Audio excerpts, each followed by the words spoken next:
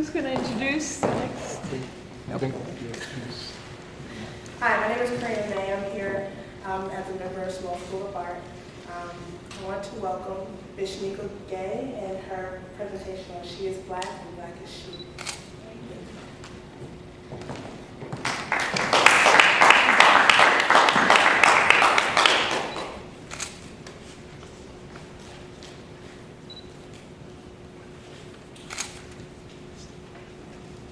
Everyone hear me? Everyone? Good. Right. She is black, black is she. Little girl, who would you want to be? I like to draw and sing and write and be whoever the Creator made me to be. She is black, black is she. Well, we don't want no starving artists now, baby, do we? She is black, black is she. Excuse me, brother, would you please teach me? Will you help me to grow creatively? Will you learn me the truth, the light and the way? Sure, sis, but you got to pay to play. You must push up and bust and tighten up that ass and lighten up that skin, girl. I don't know how we're going to help you pass. Let me thrust my righteous indignation into you, then you can get some mentorship follow through. She is black, black is she. You must bend over first to learn from me. She is black, black is she. You must bend over first to learn from me. She is black, black as she. I shall go to art school to be who I can be. My professor said, people in the Hamptons don't care about your social advocacy. Paint about nothing and then you will see it's the only way, black girl, you can be who you can be. She is black, black as she. Peace, sis. I love your creative ideals. Let's bond, let's peel fruits and get to the root of our demise as melanated, feminine, creative, celestial beings. Do you be seeing what I be seeing? Do you go through what I go through? Chauvinism and racism in the first degree. She is black, black as she. Girl, we can't be cool.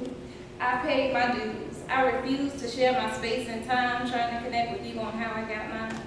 She is black, black as she. Let me raise my fist with my fellow feminists. Girl power and equal pay. White girls first, then you, okay? She is black, black as she.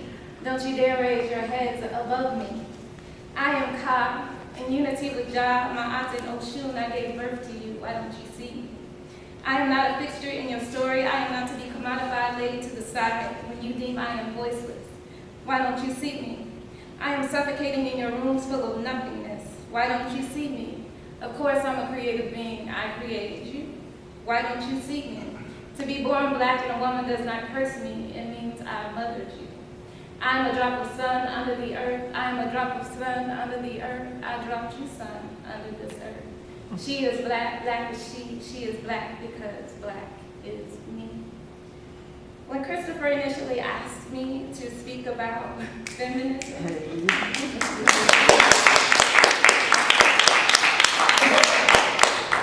I had to really think long and hard about it because it's not a platform I actually stand on in regards to my artwork. And also because when I think about the face of feminism, I think of a blonde-haired, blue-eyed white woman burning a bra running down Peachtree Street with an American flag.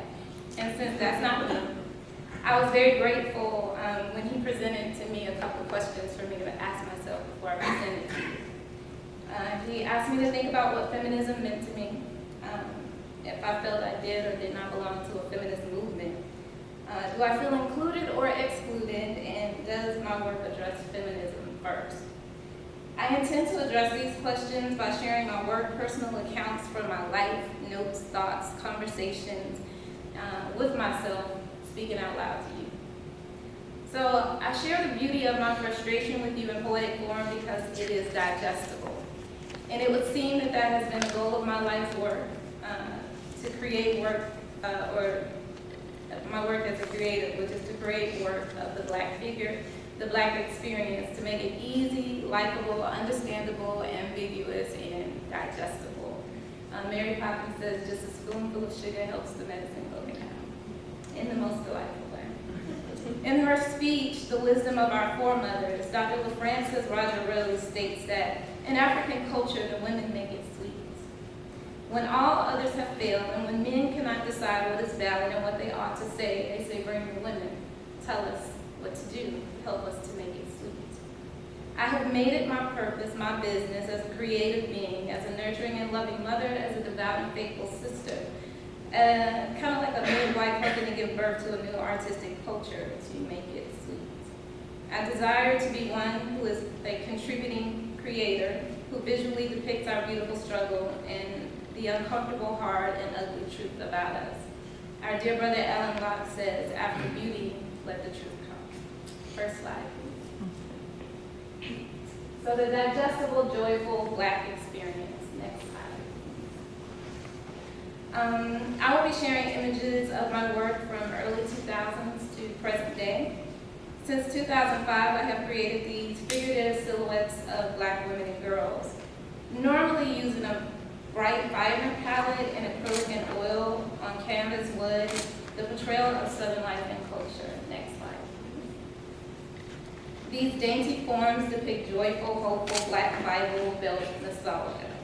I have purposefully created imagery which seeks to dispel the legendary myth of the angry, over-sexualized, monolithic Black woman.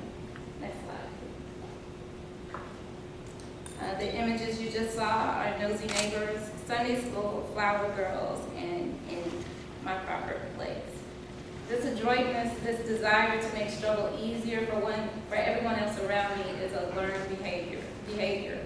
And I would go as far as to say it is a practice that many people of color take part in, most especially women of color. Kind of like the John Henryisms coined by Sherman James, where people of color become overachievers to be a part of the GNC, which is the Good Negro Complete.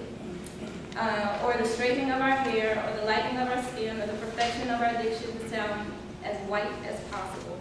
The mental instability, the post-traumatic stressors that can come from being in the United States as people housed in Black and feminine bodies, we have had to weather racism, chauvinism, and other isms in all forms of oppression. I want to give a few insights about me because they are important, and it helps kind of give you a gauge of where my body of work comes from. So I am Georgia-born, Georgia-bred. I have all my ATL certifications. I'm a Grady baby. I used to feed my brother red clay mud pies. I grew up in a two-parent household in what was then predominantly white Riverdale, Georgia in the 80s.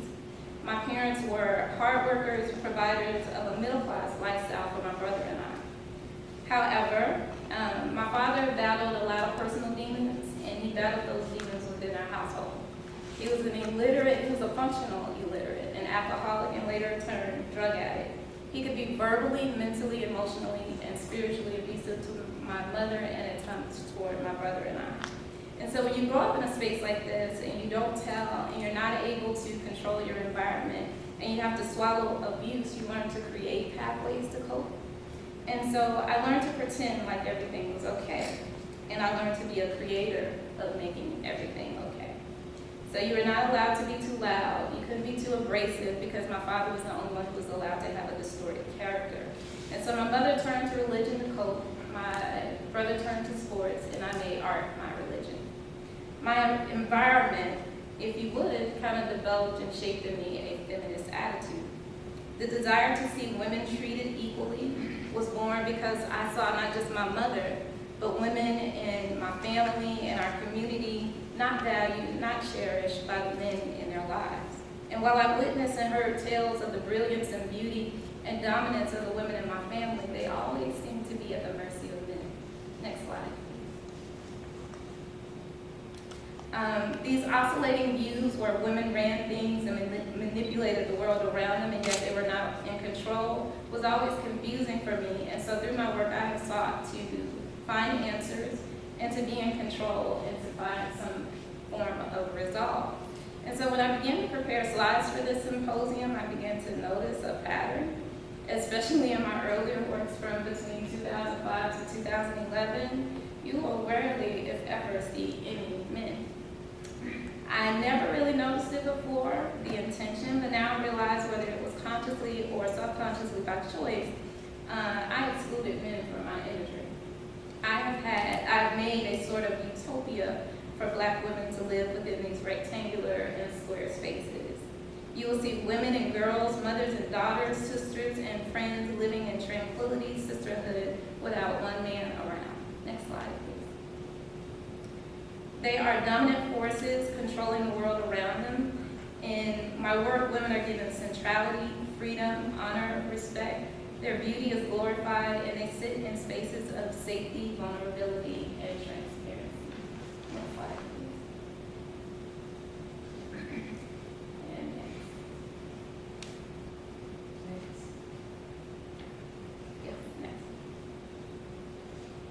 So, if by definition, we all agree that feminism is a person who believes in the social, political, and economic equality of the sexes, then, then I most certainly am a feminist. And this is a quote by Chimamanda Ngozi Adichie, not Beyonce. I know these memes say that Beyonce made this quote, but that's not true. I would extend that and say that I'm an ethno-feminist artist. Next slide, please. And my definition for that, I'll make it my definition. It means that I'm both an ethnic and female artist. The goal of my work is to empower women of color and to push their equality in society through my art. Jessie Whitehead writes in her abstract Feminism, Ethnicity, Selected Women Artists of Color that race is equal to or perhaps more important than gender to women of color. And I'll say in my case that's absolutely true. My experience in the world is from the perspective of being first Black in unity with a nation of people who look like me, and then a woman in unity with a nation of people whose gender identifies with me. I desire equality for all spirits living in human form, but my cause is first for women of color and all spirits housed in Black bodies. While some have the privilege of separating the two, their ethnicity and their gender, in order to step outside of these labels and solely embrace their humanness, people of color are not always so fortunate to be able to do that, just to be human beings. James Baldwin says that no label, no slogan, no party, no skin color, indeed no religion is more important than the human being. Within my work, I play the part of creator, observer, subject, author, narrator, and character. Next slide, please. And next. Thank you. I've sought to tell stories and to provide a platform where a Black woman's voice could be heard. Ain't I a Woman is a women's rights and anti-slavery speech that was given by Sojourner Truth. How many of you are familiar with that speech? Everybody should go read. What I love and hate about this quote is its relevance, how it still applies today. How Sojourner spoke about being able to go head-to-head with men in the work field. How she spoke about giving birth to 13 children, most of whom were sold off to slavery, and yet no man recognized her femininity. Yet no man would put down his jacket for her to walk over a puddle. And that's bothersome because when you fast forward to present day, and how sisters are 65% head of households in modern day culture, how they are not only heads of households, they have a tendency to be lead in their fields, workplaces, and expertise.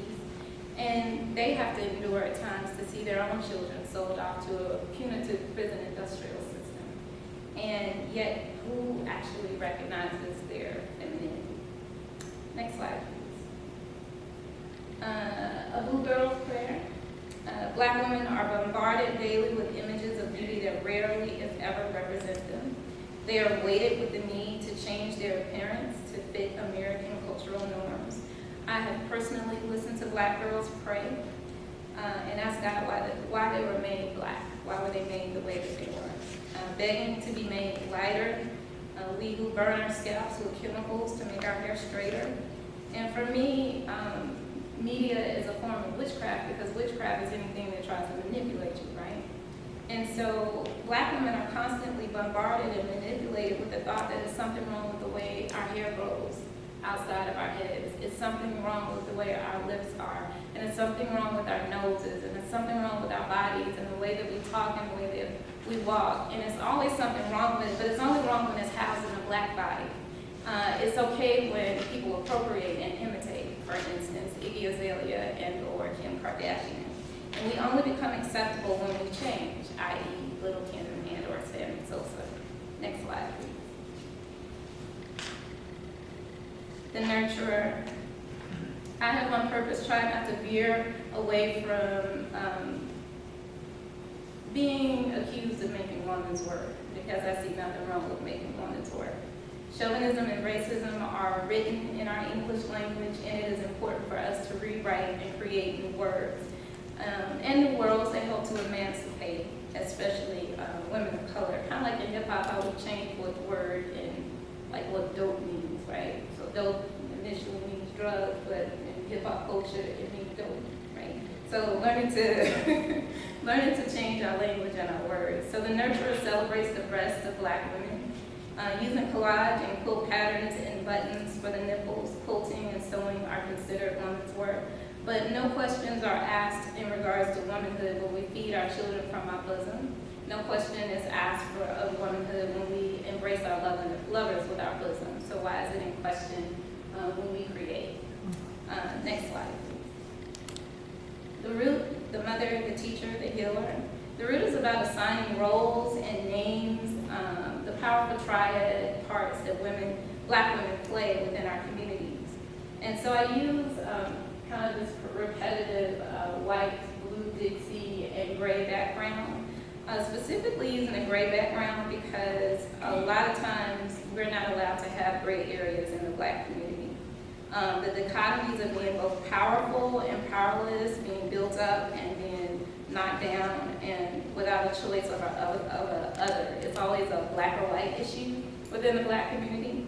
I am certain these oscillating experiences happen often in the lives of people, but most certainly in the lives of men and women of color, where there's very rarely a middle ground. And I'll quote Most Def when he says, "I find this distressing. There's never no in between. We are even niggas of kings. We are even bitches of queens," right? And so never a form or a middle ground for us. We either has to be one thing or the other. We can't have a middle place. And I believe that those struggles stem from the fact that we are out of order, divisive, and out of balance, out of our natural element of how things should be. These gender binaries in which men are privileged and women are denied privilege, where gender determines human worth, social value, did not exist in Europe languages, according to the book, The Invention of Women by O.U. Women. I will close with my current body of work. Next slide, please. And next slide. Which is a fair game project. This imagery depicts silhouettes and deer-man hybrids running, leaping, and falling, trying to get away from their predators and abstractions with mixed media collage. This work focuses on the historical love-hate dichotomies between America and the Black body and the relationship that those who are housed in Black bodies have with themselves.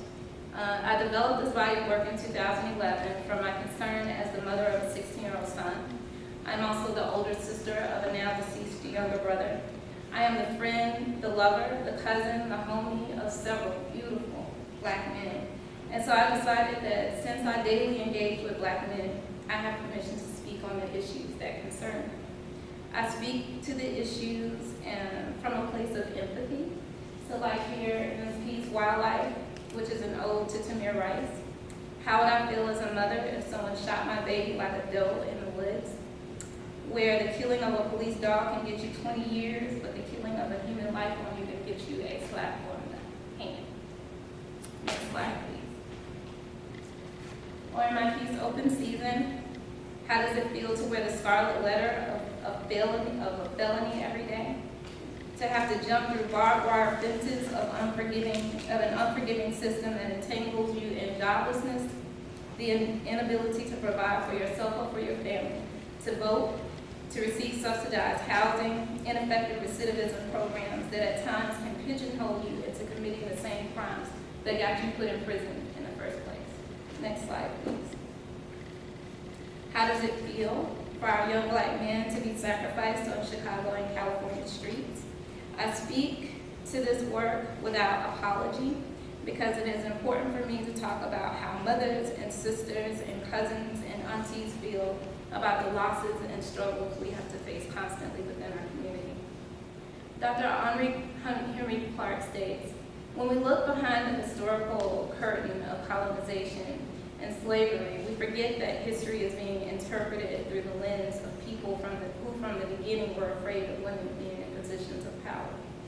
However, the African man was relaxed with the African woman being in power. She was permitted to go as far as her mind could take her without ever feeling the slightest sense of insecurity. In a society of plenty, in a society where land was enough and water was enough, women were allowed to be secure, and so were African men. There are a lot of arguments on the topic of whether or not ancient African societies, if they were matriarchal, matrilineal, or solely patriarchal, only providing women with forms of power. But what we can agree on is that there was balance and unity among the sexes within African culture. There was no need for a dogma or literature concerning something that just was the standard. It was written into our culture. And when we struggle in places where we don't have balance and where the sexes don't complement one another. So I'll close by asking, can my work be considered feminist? I believe it can. Anytime you assert to empower the image of the Black woman, to call her beautiful, to not sexualize her, but adorn her with the characteristics that differ from the norm of Western culture, it can be seen as threatening, and it is most certainly feminist. The ability to make us visible is powerful and political, because rarely on a consistent basis are we seen in the positive light within the media. I do not have to be a part of an organization to be recognized in publication or by critics in order to proclaim that I'm a feminist, or that my work is feminist, or that I am a part of the feminist movement. I'm a female in constant motion, creating and reacting to the world around me, and therefore I embody a feminist movement. Thank you.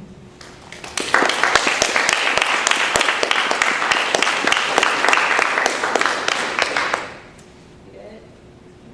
Questions? Oh. If you're gonna make a statement, your definition of feminism is dope. Thank you. Thank you. What I mean by that is, from your initial kind of knee-jerk reaction in terms of Chris saying, how does this apply to you? And based on your definition, or perceived definition of it, and through that self-investigation, found that it was something more than what you thought. Yes. So I thought that was really, I appreciate that. Thank you. Yeah. Thank you. So I just had a question actually several, but in the beginning when you were saying about your skepticism in terms of feminism, because you associated with white, blonde, blue-eyed, where did somebody like Bell Hooks or Angela Davis fit into that universe? Well, Bell Hooks talks about that in her books, and I'm familiar with Bell Hooks, and she does talk about that, and she embraces the fact that Black women can speak on feminism. So she does talk about that in her work. I'm just saying, for me, growing up and what I knew, so we are a product of our environments, and so I'm speaking from where I understood feminism to be. Right. And so while I am familiar that Black women do have a stance in regards to feminism, I was also sharing in regards to African culture. Mm-hmm. There really wasn't anything that we necessarily had to stand on, it just was, right? And so we didn't, just because we didn't have an organization or a movement stating that we were feminists, it didn't mean that we didn't fight for those causes. Mm-hmm. And so when I think of the word feminist, I automatically address it and connect it to middle-class white women fighting and burning bras. And not saying that that's what that represents. Right. It's just, that was the first thing that came to mind, because initially, you can agree that in the 60s, there was a face. Yeah, absolutely. There was a face, and it was not a Black woman's face. Right. Right. Let's try that. Yeah. And then the other question, well, it's more an observation, because I think it's so interesting. One, that you make your definition of feminism, and I think we have, or like the idea of feminism being plural, because I also see, like, speaking just after Carla, like, you guys must have some incredibly wonderful conversations when you get together at Smoke School of Art, because it's coming from very different perspectives in some ways in terms of how you approach feminism. And that's, so I'm wondering if you could share any of that, like in terms of, is it something where you meet for the process of Smoke School of Art, right? I know you meet every Friday, but is it something that it's like you exchange emails in between about these conversations, or Chris didn't know me invited me to Smoke School of Art. Chris sent me a message side where you speak at this symposium for me. Right. So not to say I follow Smoke School of Art, I'll say that, but I don't attend as actively as I should. However, after being a part of this, I will. But I know that they have a That's movement that's wonderful. absolute, right. I know they have I've attended one meeting, and Uh-huh. I think it threw me in such shock that I never went back again. I could never return. And so, like, on some whole nother other, I don't know.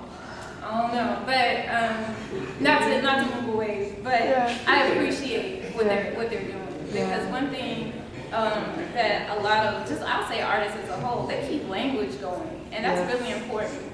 And they keep language going, and they develop a collective. So, a lot of times when we graduate from art school, it's like you don't ever connect with another real artist ever again. And the fact that they create language and they create connectivity is really important because artists need that to breathe. A lot of times for artists, we can be loners, right? We just get in our cubby hole and, we come out with masterpieces, but we haven't ate in weeks, or haven't seen anybody for days. And so you can relate, right? And so that's what I appreciate about with Smoke School or any collective or any group of people who are artists who get together and bond. So I really feel like it's really important. Great, thank you. Yeah. We good? So you referenced Yoruba religious traditions in your talk, and within Yoruba traditions, colors have profound significance, harnessing particular energies and power. And blue is very prominent. You spoke a bit about your, deployment of gray, but blue is also very prominent in this whole series of pieces that you presented. So I wondered if you could speak a little bit more about I'm actually the profundity. I have to look at my bag. Is it The African Spirit? The Freedom of the African Spirit? So I just started reading this awesome book that really goes over the color schemes of the Yoruba culture. And in Yoruba, the blue represents calm and the coolness of our people. So they talked about how in this book how we weren't always like these smiley people, right? Always smiling all the time. Because, initially when an animal, before they attack, they're smiling at you, right? So initially when you think about that and how we communicate with one another, to have a cool and a calm and not to have to smile all the time, I think that's really awesome. And that's what blue represents. But that's not why I have always used blue. But it's great to connect with the language as I'm continuing to develop my work. But I began to use, to make Black people blue, to encourage being very, very dark-skinned. So I love, really dark-skinned people. For me as an artist, that does everything for me. You have people on the Ivory Coast of the Côte d'Ivoire, they're just absolutely blue, almost blackly blue. And so for me growing up in the South, you have that term, and not just the South, but you're so black, you're blue. Ever heard that? And so growing up, that used to be a way people used to talk down to you. You're so black, you blue, or I can't see you at night, or you're purple, just stuff like that. And so I utilize or make the Black people in my imagery blue because I think it's beautiful and that we should embrace our darkness. Black people come in every shade known to man across the board, which is, the other part that to me that makes us so beautiful, but it's to encourage the darkness and the beauty of us and not to, see it as ugly. Good. Thank you. Wow.